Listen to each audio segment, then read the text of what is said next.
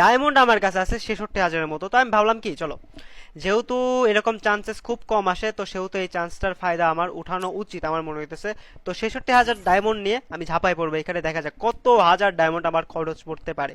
প্রথমে বান্ডিলগুলো বের করবো, গান স্কিনে গলা পরে ভাববো, বাট বান্ডিল, ইয়াপ বান্ডিল আমি বার করবো প্রথমে। চলো 400, তো নিচের গুলো অ্যাকচুয়ালি ক্লিয়ার হওয়া দরকার, মানে 450 করে স্পিন বলতে গেলে যাইতেছে। তো প্রথম দিকে হয়তো ক্লিয়ার হওয়ার পর পরবর্তীতে আমি পাইতে পারি, বাট দুই স্পিনে ধরো 1000 করে যাইতেছে। আমার 66,000 মতো ডায়মন্ডে বসছি, তো অনেক যাবে প্রথম দিকে হিসাব করলে, মানে অনেক যাবে, লিটারালি অনেক যাবে। তো এই যে অলরেডি একটা মানে গ্যারান্টিড আইটেম আমি পেয়ে গেছি, সেটা হলো এই বান্ডিলটা। ওকে, একটা জিনিস কি, রিপিটেড আইটেম পাবো না, এই জন্য ধরো সুবিধা আছে। এই সবগুলো যখন পেয়ে যাবো না, মানে নিচের গুলো যখন একবারে পেয়ে যাব, তখন হবে লাভ। নিচের গুলো অলমোস্ট মনে হয় পেয়ে গেছি, তো এখন থেকে মনে হয় লাভের ব্যবসাটা শুরু হবে আমার যতদূর মনে হইতেছে।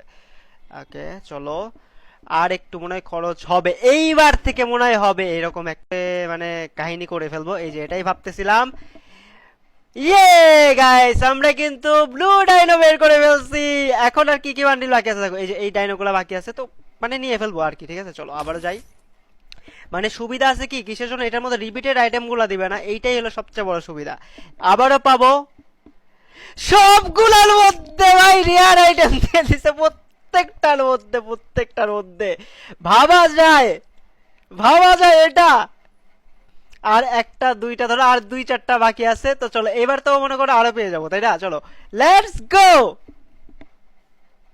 সবগুলার মধ্যে, সবগুলার মধ্যে ভাই হাসিও আসে, গ্যারিনা।